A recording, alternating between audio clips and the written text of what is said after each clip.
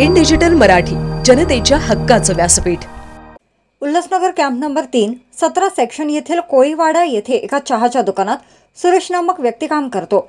संध्याकाळच्या सुमारास सुरेश नेहमीप्रमाणे 17 सेक्शनमध्ये असलेल्या दुकानातील व्यापाऱ्यांना चहा देऊन येत होता।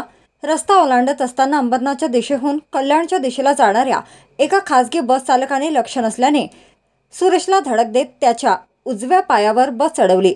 या धडकेत सुरेश हा गंभीर जखमी झाला आहे। त्याला उपचारासाठी मध्यवर्ती रुग्णालयात दाखल करण्यात आले आहे।